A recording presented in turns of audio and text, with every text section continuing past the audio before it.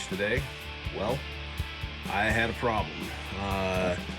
When I trimmed the fretboard on this thing, it got offset somehow, and it cut into the neck a little bit down here, which wouldn't be that big a deal, but it actually made the fretboard a little more narrow than the actual neck.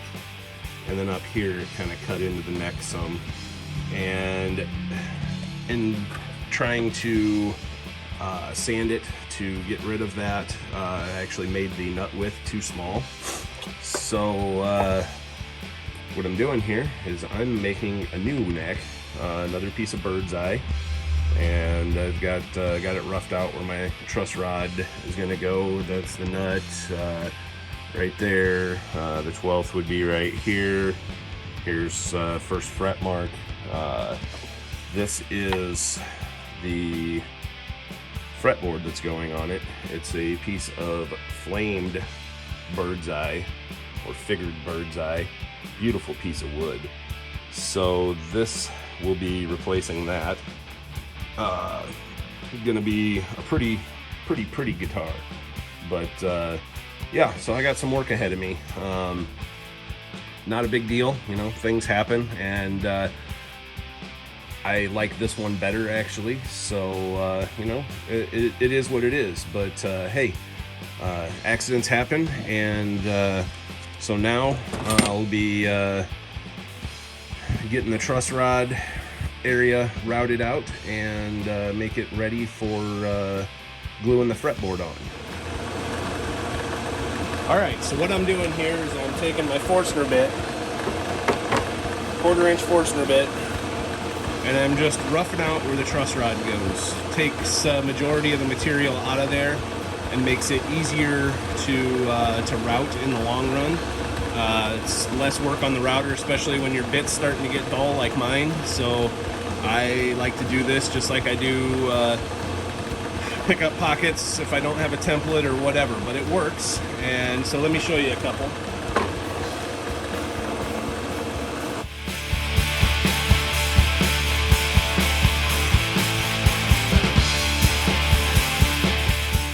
Inch bit. The depth will be 5/16 when it's done. So to match the truss rod. But yeah, that's what I'm doing at this point. Now I've switched to a 3/8, and I'm going to do the upper opening where the truss rod nut and everything fits. So I will show you a little bit of that.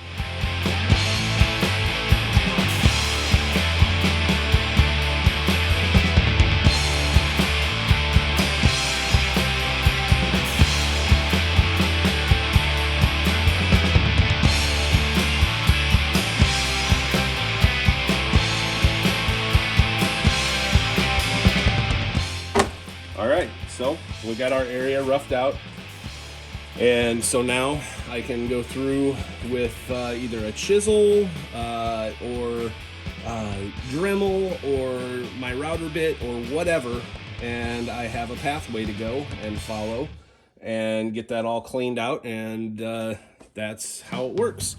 So then the truss rod will go in there and fit in that area, something similar to that, and be down inside, of course. But yeah, that's what we're doing. Alright, so now what I'm doing is I've got 1¼ inch chisel here, and I probably should sharpen it, but what I'm doing is just going through and knocking down any of these little spots that are sticking out, going down to the base where the Forstner bit drilled. And this, at this point, is not an exact science. This thing actually has to go 2 5/16 deep, and right now I've got it at 1/4. So just giving me a smooth line to follow with the router bit. And then I've got the router bit set at 1/4 inch depth for right now, and after I get all this cleared out, I will go through there with the router and get it so it's nice and smooth, and then we'll do our last little bit and get the floor of that and get it ready for the truss rod. Alright, so now I've got everything roughed out here for the truss rod. Just kind of make sure everything fits into place, which it does.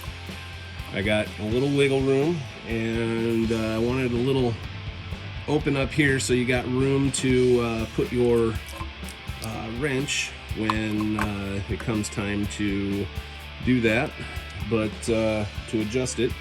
But yeah, so now I'm going to take my router and just slowly go across the bed of this and even that out and get it deep enough to where this will go in, and we should be good. All right, well, as you can see behind me here,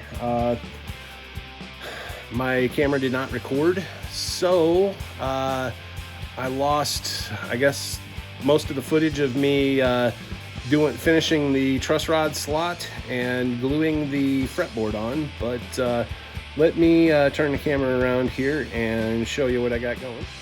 So we've got our flamed bird's eye maple fretboard that is now glued into place, and this one actually was pre-radius, so that's pretty awesome. That's less work that I have to do. I bought that in a lot of stuff here a while back and knew I'd use it for something. So anyway, you can see all the clamps that I've got here. So neck building 101, I guess. Sorry I lost some of the coverage, but you get the point as to what I did here. So